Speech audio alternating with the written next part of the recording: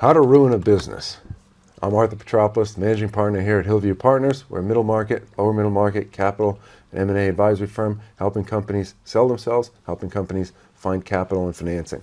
So I was having a conversation with a prospective client the other day, and we were talking through all of the wonderful things about how to grow a business, how to sell a business, how to value a business, and everything involved with it. And the interesting question came up as he said, you know what, Arthur, how do you ruin a business? And I thought it was a fairly unique question. I said, well, why does it matter? Is that the objective?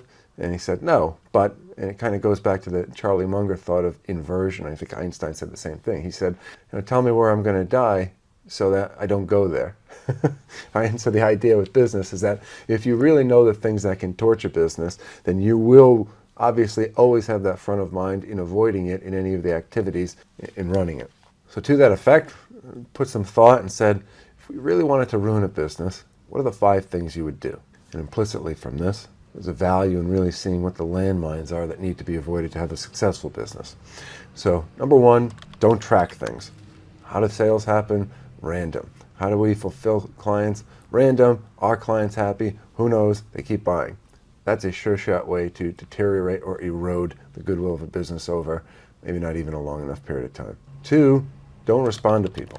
There's an expression in our business that time kills all deals, and it's not that different in most businesses.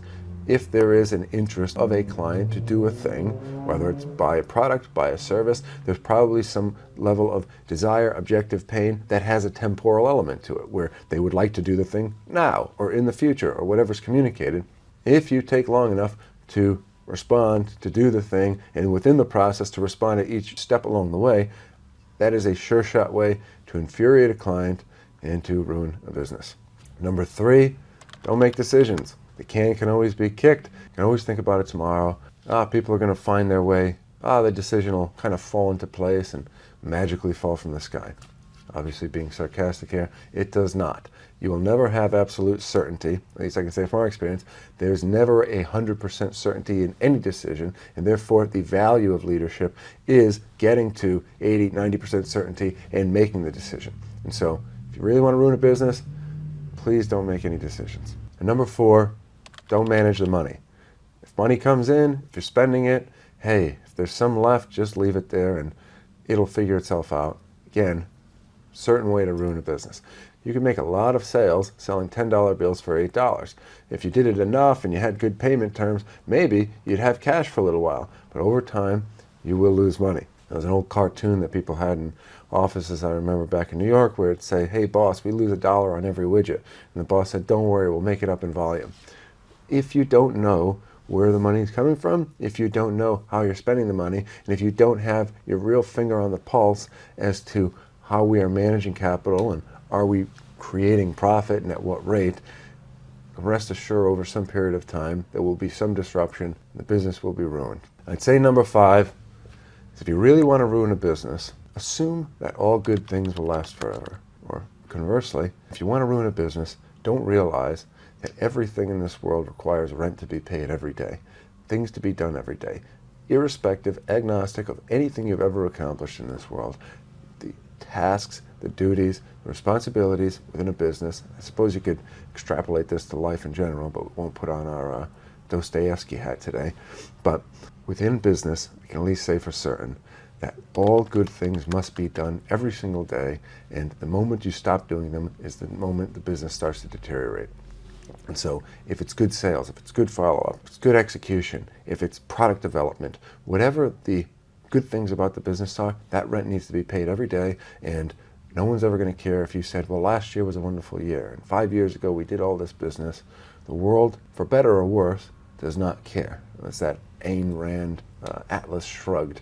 But it's the truth to that. And that's wonderful in the sense that there's always opportunity because the world doesn't care about everybody else's past successes either. So you have the opportunity to move forward, to penetrate markets, to disrupt the old guard within a particular business, which should be thrilling. But at the same time, if you've become the successful person, don't rest on those laurels either. And so a true idea of how to ruin a business is don't realize that the rent needs to be paid every day.